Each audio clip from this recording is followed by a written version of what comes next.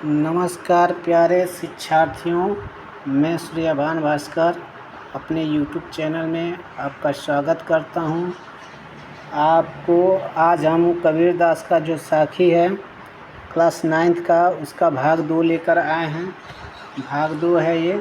भाग 1 पढ़ा चुके हैं, भाग 2 लाए हैं।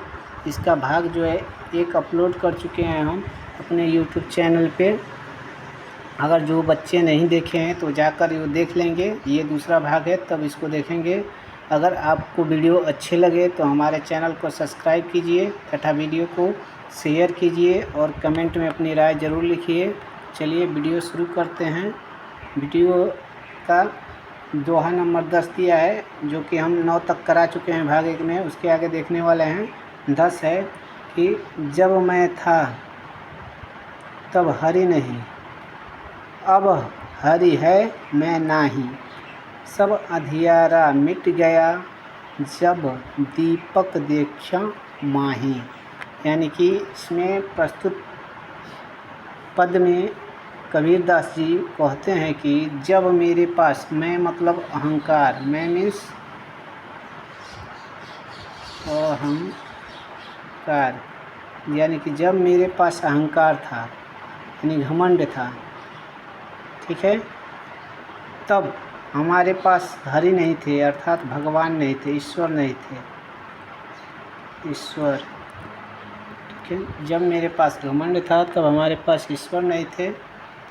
अब हमारे पास ईश्वर की प्राप्ति हो गई है और मैं नहीं है, यानी कि घमंड समाप्त हो गया है। यानी कि हमारे अंदर से जो है घमंड क्या हो गया है, समाप्त हो गया है। सब अंधियारा मिट गया, दीपक देखा माही। हमारे अंदर का सारा जो अंधियारा था वो क्या हो गया है, मिट गया है। जब प्रभु के ज्ञान रूपी प्रकाश को हमने देखा तो हमारे अंदर का जो अंधियारा था वो मिट गया है। चलिए व्याख्या इसका नीचे दिया हुआ है, उसको देख लीजिएगा, स्क्रीनशॉट लेके इसे लिख लीजिएगा। अब साखी का जो है दोहा 11 है। अगर आपको नहीं समझ में आ रहा है तो एक बार और उसको प्ले करके देख लीजिएगा। चलिए दोहा जो है 11, यानी कि 11 जो दिया है उसको देख लेते हैं। 11 है आपका कि कबीर कहा गरबिया। 11 है आपका कबीर कहा गरीबियों, ऊंचे देखी आवास, काल्हे पड़ियों भौ, लोटड़ा ऊपर जामे घास। यानी कि कबीरदास जी कहते हैं कि गरबिया मतलब गर्व करो, ठीक है। कबीरदास जी क्या कहते हैं कि कबीरदास जी कहते हैं कि गरबिया मतलब गर्व करो, ठीक है। उसके बाद से ऊंचे देखी आवास, आवास मतलब घर, यानी कि अपना ऊंचा घर देखकर, धन संपत्ति देखकर ज़्यादा तुम घमंड मत करो, अपने आप पे ज़्यादा घमंड मत करो। काली परियो, ठीक है, तो काली परियो यानी कि काली मतलब कल, ठीक है, परियो मतलब तुम्हें, भौ मतलब मिट्टी में, ठीक है। काली परियो यानी कल तुमको मिट्टी में मिल जाना है, लेटना मतलब मिल जाना है, और ऊपर जामे घास, और ऊपर क्या जम जाएगी, घास जम जाएगी। तो अतः सांसारिक वैभव पर ज़्यादा गर्व करना क्या है, व्यर्थ है। सांसारिक जो है मोह माया या ऊंचा अपना घर देखकर, मकान देखकर ज़्यादा अपने आप पर घमंड नहीं करना चाहिए। चलिए आगे देख लेते हैं। अगला जो है इसका व्याख्या आपका नीचे दिया है, इसका स्क्रीनशॉट ले सकते हैं या। अब दोहा 12 देखते हैं। आपका 12 है कि यहु ऐसा संसार है, यहु ऐसा संसार है, यहु ऐसा संसार है, जैसा सैंबल फूल, दिन 10 के व्यवहार को झूठे रंग न भूल। तो कबीरदास जी इस पंक्ति में क्या कहते हैं कि यह ऐसा संसार है कि जो कि सैंबल का जो फूल होता है उसकी भांति यह संसार है। सेंबल के फूल के जैसा यह भांति संसार है, मतलब वो देखने में तो बहुत खूबसूरत होता है लेकिन उसमें कोई खुशबू नहीं होती है। तो यह संसार उस सेंबल के फूल के बराबर है। यह संसार जो है आपको देखने में बहुत मनमोहक और सुंदर दिखेगा, लेकिन उसमें आप अगर भूल गए तो समझ जाइए कि सब कुछ व्यर्थ हो जाएगा। यानी कि दिन दस के व्यवहार को, इस संसार के दिन दस के व्यवहार को, यानी कि जो व्यवहार है इसका, इसके झूठे रंग को देखकर आप इसको भूल मत जाइएगा, इसको भूल मत जाइएगा।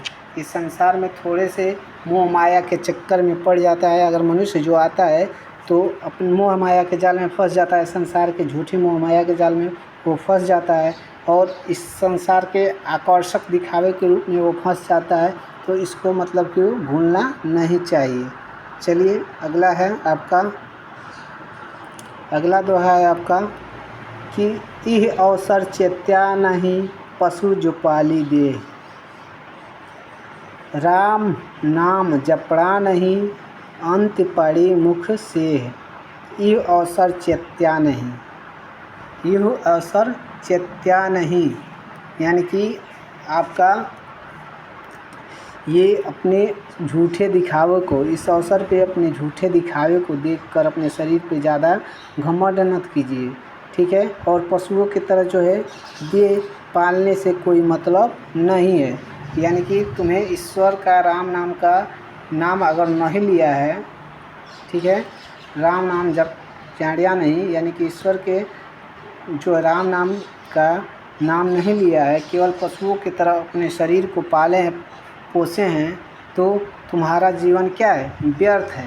तुम्हारा जीवन क्या है? व्यर्थ है। अंत में केवल तुम्हें पछतावा, अंत में मुख में आपको कुछ नहीं लगेगा, मिट्टी ही हाथ लगेगी। अंत में जो है आपके मुख में जो है मिट्टी हाथ लगेगी, आपको पछतावा ही होगा, धूल ही हाथ लगेगा, ठीक है। तो ये हो गया आपका, यहाँ पे व्याख्या दिया है, इसको देख लीजिएगा।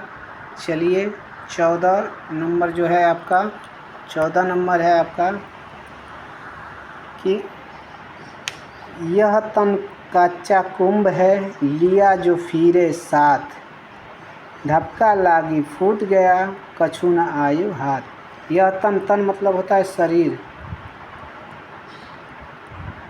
तन में शरीर, कच्चा मतलब कच्चे, कुंभ मतलब घड़ा, कुंभ मीन्स घड़ा।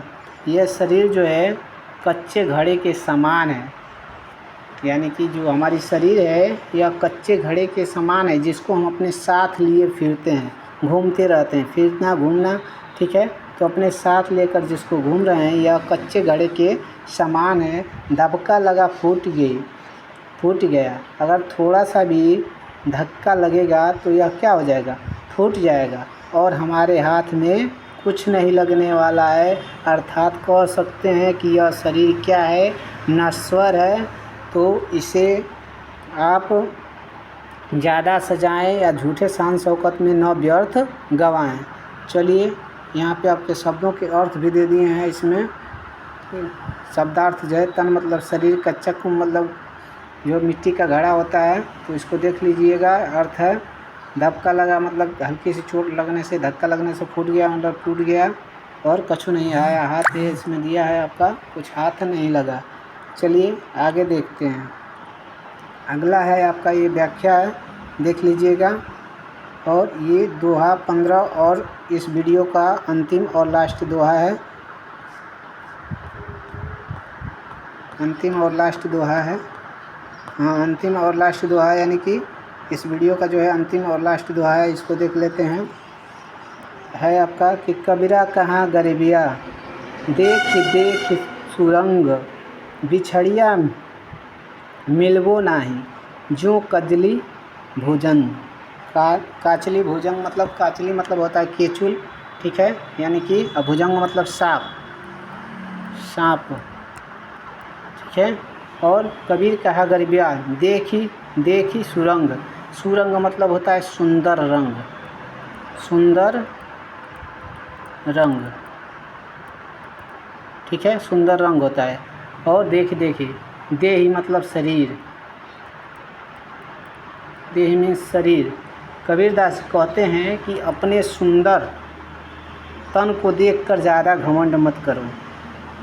अपने सुंदर शरीर को देखकर ज़्यादा इस पे घमंड मत करो।